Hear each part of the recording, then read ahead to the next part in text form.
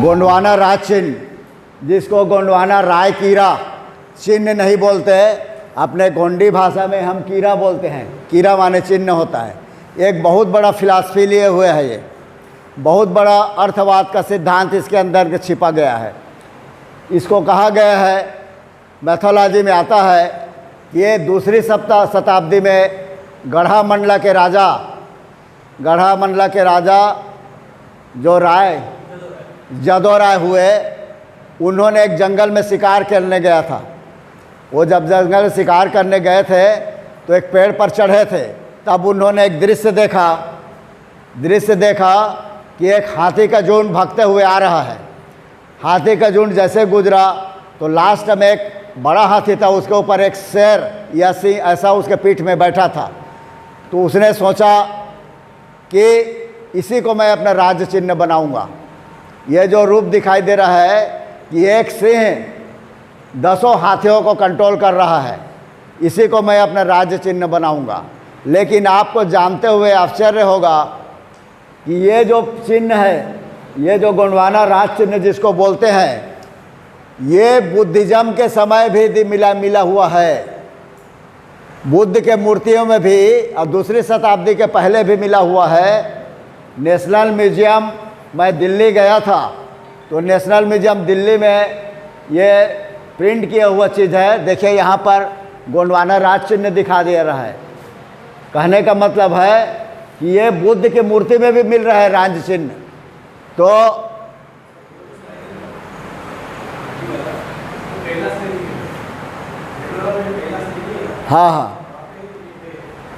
हाँ, जगदाले जी बता रहे हैं कि एलोरा की जो गुफाएं हैं उसमें भी मिला है।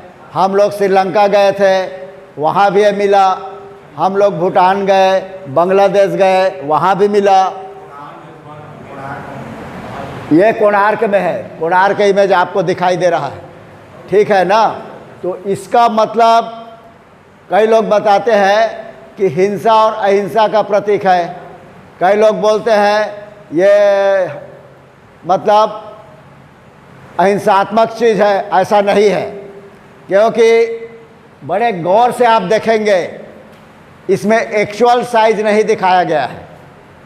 एक्चुअल साइज क्या है?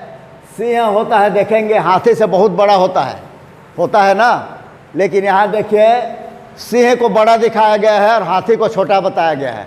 इसका मतलब है इसके अंदर जरूर ना कोई साइज को लेकर कोई ना कोई अध्यात्म दर्शन छिपा हुआ है।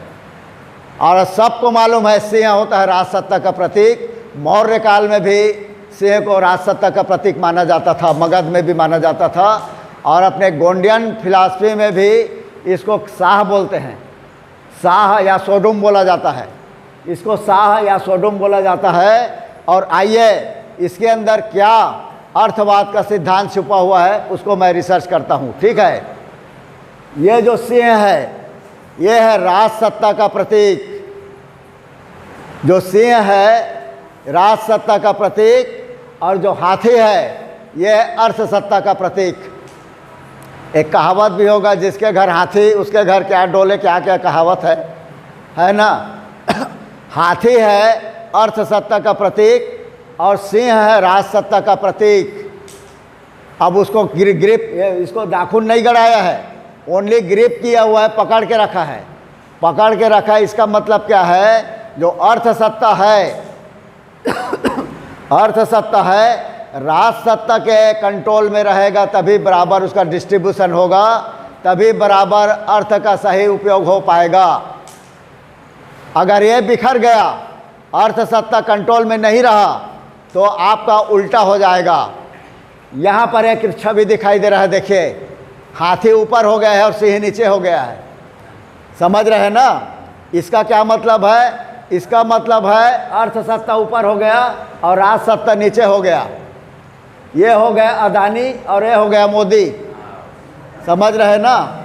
ये भारत की स्थिति है अभी। पहले हमारी जो प्राचीन भारत की स्थिति थी ये है, राजसत्ता के नीचे अर्थसत्ता होता था, इसीलिए सब लोगों को बराबर पैसे कौड़ी का विभाजन होता था, जिसको बोलते हैं ना वस्तु विनिमय सिस्टम है ये, जिसमें एक वस्तु को दूसरे वस्तु को बनाने वाले के पास जाना पड़ता था। जो जूता बनाता था ना, जूता नगारची गोंड, राजा भी अपने पाँव का नाप देने को उसके द्वार पे जाता था। सुन रहे हैं? इसको समानतावादी सिद्धांत को, आर्थिक समानतावादी सिद्धांत को, वस्तु विनिमय सिद्धांत को ये प्रदर्शित कर रहा है, जो बदल कर वर्तमान में जो अर्थवाद का सिद्धांत जो बदल गया, हमारे जितने अमीर लोग ऊपर चले गए, वही लोग राजपाट संभाल रहे हैं, वही लोग कौन सत्ता में बैठेगा, किसको उतारना है, कब विधायक को खरीदना है, कहाँ महाराष्ट्र में गवर्नमेंट चेंज करना है, ये सब के सब यही लोग कर रहे हैं। ये पूरा सिस्टम बदल गया।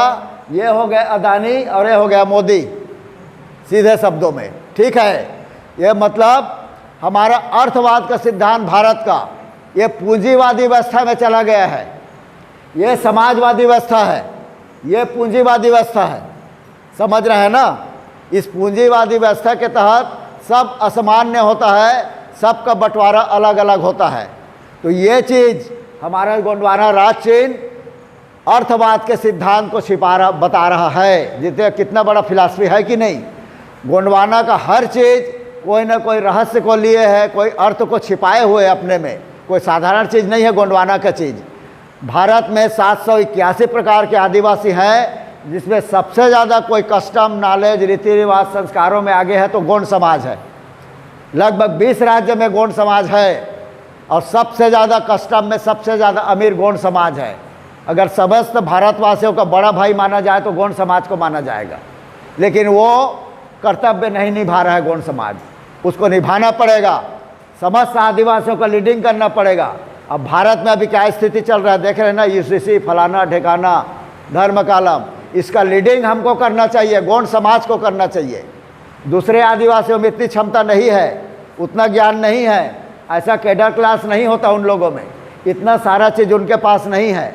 इसीलिए गोंडवाना राज चिन्ह, गोंडवाना पारीकीरा, ये जो चिन्ह है ये अर्थवाद के सिद्धांत को लिए है। राजसत्ता का प्रतीक, अर्थसत्ता का प्रतीक। राजतंत्र ही अर्थसत्ता को कंट्रोल करता है, तभी अर्थ का बराबर डिस्ट्रीब्यूशन होता है। नहीं तो ये चला जाएगा ऊपर तो पूंजीवादी व्यवस्था आ जाता है, और पूंजीवादी व्यवस्था में ऊपर नीचे उतार चढ़ाव होता है और समाज में बहुत ज़्यादा शोषण होता है गरीबों का। प्राकृतिक समाज का निर्माण नहीं होता। प्राकृतिक समाज का निर्माण करना है तो ये छवि को हमको अपनाना पड़ेगा। अब ये है, गए हैं आप लोग कोणार्क गए हैं? कौन कौन गए हैं? कोणार्क सभी लोग गए होंगे, देखे होंगे ना। ये उसका 2 द्वार है, कोणार्क का 2 द्वार है, एक पश्चिम द्वार और एक पूर्वी द्वार। आप ध्यान किए हैं ये कौन से द्वार पे है? उसका 2 द्वार है कोणार्क का। मैं 5 बार गया हूँ, 5 बार रिसर्च किया हूँ, ठीक है ना। उसका 2 द्वार है, जो मंडप है उसका 2 द्वार है। एक द्वार में ये बना है आपका गोंडवाना कीरा, ठीक है, और एक दरवाज़ा में जो घोड़ा है ना, घोड़ा बना हुआ है। समझ रहे हैं? घोड़ा है आर्यों का प्रतीक। हम लोगों के पास, इस मूल निवासी में के पास घोड़ा नहीं था, घोड़ा नहीं था हम लोग के पास। मोहनजोदड़ो में घोड़ा नहीं दिखाई दिया है, मोहनजोदड़ो में घोड़ा नहीं मिला है। हाथी मिला है, बाघ मिला है, शेर मिला है, गेंडा मिला है, ऐसे जीव जंतु मिला है, घोड़ा नहीं मिला है। मतलब मोहनजोदड़ो की हड़प्पा वो जो व्यवस्था है वो आर्यों के आने से पहले की व्यवस्था है, इसलिए वहाँ घोड़ा नहीं है और वो पूरा गोंडियन व्यवस्था है। अभी मैं भोपाल के पास एक जगह भीमबेटका, समझ रहे हैं? भीमबेटका एक जगह है जहाँ पर कहा जा रहा है कि लाखों साल पहले गुफा मानव का चित्र अंकित है वहाँ पे। भीमबेटका जाइए, 25 किलोमीटर दूर है भोपाल से। वहाँ पर लाखों वर्ष पहले गुफा बना हुआ है जिसमें आदि मानव के द्वारा चित्रलिपि किया गया, जिसको मादला कहते हैं। अभी मैंने जाके देखा, माथा पकड़ लिया। वहाँ पर हिरन जैसा दिख रहा है ना, कोई कारस्तानी करने वाला, करतूत करने वाला, वो घोड़ा को मिटा के घिस के, हिरन को मिटा के घिस के घोड़ा बना दिया और उसके ऊपर घुड़सवार सवार करवा दिया। समझ रहे हैं ना? देखिए यहाँ के मूल निवासियों को ट्राइबल के जो सिस्टम को ख़त्म करने के लिए कितना गणित चल रहा है, समझ रहे हैं ना। एक ऐसा गणित करने वाला तंत्र बैठा है भारत में जहाँ यहाँ के पूरा मूल निवासियों को ख़त्म करना चाहता है। आपके अभी से लेके आपके प्राचीनता तक आपके गुफा के अंदर जो आपके बारे में साक्ष्य है उसको भी ख़त्म करना चाहता है। वो हिरण को घोड़ा बना दिया और ऐसे तलवार पकड़ा हुआ है। ऐसा बताइए, पाषाणकालीन मानव कहाँ रहता था? गुफा में रहता था ना।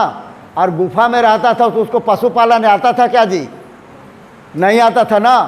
तो घोड़ा को कैसे कंट्रोल किया वो? जब उसको पशुपालन ही नहीं आता था तो पशु को कैसे कंट्रोल किया कि उसके ऊपर सवारी करेगा?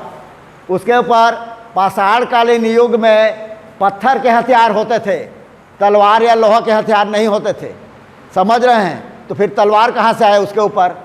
इसका मतलब है एक ऐसा तंत्र का काम कर रहा है भारत में जो आगे चल के साबित कर देगा कि जितना गुफाओं में जो चित्र बना है उस समय हम भी थे। कहने का मतलब आर्य बाहर से नहीं आए, आर्य यहीं के हैं, ये साबित करने का कोशिश चल रहा है। इस गणित को सबको समझना पड़ेगा, नहीं तो यहाँ का मूल चीज़ खत्म हो जाएगा। भारत का एक बनावटी चीज़ आ जाएगा, और जहाँ बनावटी चीज़ आया तो जैसा पाकिस्तान की स्थिति है आज, धर्मवाद के कट्टरता में इतना पिस चुका है पाकिस्तान कि आज भीख मांगने के कगार पे खड़ा है। तो धर्म की कट्टरता कहीं भी होगा वो देश आगे नहीं बढ़ सकता। जापान, चीन, इनमें धर्म की कट्टरता नहीं है। पाकिस्तान देखिए, धर्म की कट्टरता। जैसे पाकिस्तान स्वतंत्र हुआ, इस्लाम रह गए, इस्लामवाद रह गए, इस्लाम के तहत होगा। आज हालत देखिए क्या हाल है उसका। हमको डर है कहीं भारत ऐसे भी ना हो जाए, ऐसी धर्म के कट्टरतावाद के चलते हुए। आप सबको समझना है कि भारत में अभी क्या स्थिति चल रही है। तो ये जो चिन्ह है देखिए यहाँ पे, ये है सिंह जो बहुत बड़ा है, कोणार्क का ये इमेज है। ये है सिंह, ये है हाथी बहुत छोटा है, और ये हाथी एक बच्चे को, एक मनुष्य को ग्रिप करके रखा हुआ है, समझ रहे हैं। मनुष्य को कौन ग्रिप किया है? हाथी, और हाथी को ग्रिप किया है सिंह, और सिंह का बहुत बड़ा है। ये जो इमेज है ये कोणार्क के पश्चिम इंटरेस्ट में बना हुआ है। आपके वास्तु में, गोंडियन वास्तु में पश्चिम की तरफ से इंटरेस्ट करते हैं ना, तो ये जो वास्तु बना हुआ है दो, जिसको शार्दुल भी कहा जाता है, ये पश्चिम गेट में बना हुआ है। पश्चिम गेट मतलब आपका वास्तु काम कर रहा है वहाँ पे, समझ गए। और ये जो मनुष्य है जो दाब करके रखा है, तो मेरे को कार्ल मार्क्स का एक कोटेशन याद आता है कि मनुष्य का जीवन में मनुष्य स्वतंत्र पैदा होता है, लेकिन स्वतंत्र पैदा होने के बाद हमेशा अपने आप को जंजीरों में जकड़ा हुआ पाता है। ये रूसो और कार्ल मार्क्स का कोटेशन है, आप पढ़ेंगे तो। दूसरा कोटेशन है, मनुष्य के जीवन को अगर सबसे ज़्यादा कोई पक्ष प्रभावित करता है तो उसका आर्थिक पक्ष है, समझ रहे हैं ना। मनुष्य के जीवन को जो सबसे ज़्यादा कोई पक्ष प्रभावित करता है तो उसका आर्थिक पक्ष है। आर्थिक पक्ष वाला आदमी मरेगा तो बड़ा हलचल होता है पूरे देश भर में, और कोई गरीब आदमी मरेगा तो उसको पूछने वाला कोई नहीं है। साइरस मिस्त्री, साइरस मिस्त्री कौन है जी? साइरस मिस्त्री एक उद्योगपति है भारत का था। वो जयपुर से बॉम्बे या अहमदाबाद जा रहा था, कार में एक्सीडेंट हो गया उसका, समझ रहे हैं। कार के पीछे बैठा था, कार एक्सीडेंट हुआ तो पीछे, कार के पीछे में वो जो होता है ना फुग्गा निकलता है, क्या बोलते हैं, बैलून, वो नहीं था। तब से भारत सरकार ने नियम लगा दिया कि बैलून रहेगा और कार के पीछे भी बेल्ट बांध के आपको चलना पड़ेगा। बताइए, एक अमीर आदमी मरा तो भारत का संविधान बदल गया, भारत का कानून बदल गया, और रोज़ गरीब आदमी कुत्ते की मौत मर रहे हैं, किसी का कोई पूछ परख नहीं है। इसी को कार्ल मार्क्स ने बोला है कि संसार में आदमी स्वतंत्र पैदा होता है, लेकिन पैदा होने के बाद अपने को हर दिशा में बंधा हुआ महसूस करता है, चैन से महसूस करता है। दूसरा कोटेशन कार्ल मार्क्स का है कि संसार में आदमी का आर्थिक पक्ष ही सबसे ज़्यादा उसको प्रभावित करता है। अच्छा मजबूत है तो देखिए उसका पढ़ाई लिखाई सब चीज़ उसका बढ़िया चलता है। अदरवाइज बच्चे सब एक ही जैसा पैदा होते हैं, सिर्फ उसका आर्थिक पक्ष के कारण ही कोई डॉक्टर बन जाता है और कोई मजदूर बनता है, समझ रहे हैं ना। आपका आर्थिक पक्ष के कारण ही सबसे ज़्यादा प्रभावित होता है। इसीलिए हाथी जो अर्थवाद का सिद्धांत है मनुष्य को कैप्चर करके रखा है। पैसा कौड़ी ही आदमी को ग्रिप करके रखता है, वो ये शो कर रहा है। ये सिस्टम कोणार्क का जो इमेज है, नीचे मनुष्य है, उसको अर्थवाद कंट्रोल कर रहा है, और अर्थवाद को कौन कंट्रोल कर रहा है? राज सत्ता कंट्रोल कर रहा है। समझ रहे हैं? ये फिलॉसफी बता रहा है। इसीलिए साबित होता है कि कोणार्क गोंडवाना कल्चर का बनाया हुआ है। ये जो शार्दुल कहीं है गोंडियन राज चिन्ह है, तो समझिए गोंडवाना का चीज़ है। समझ रहे? इसमें कोई भी सवाल होगा लिख के रखिए। अब आते हैं आपका, इसको समझ गए ना क्या है? ये कौन है? अरे कौन है वो? आप समझिए।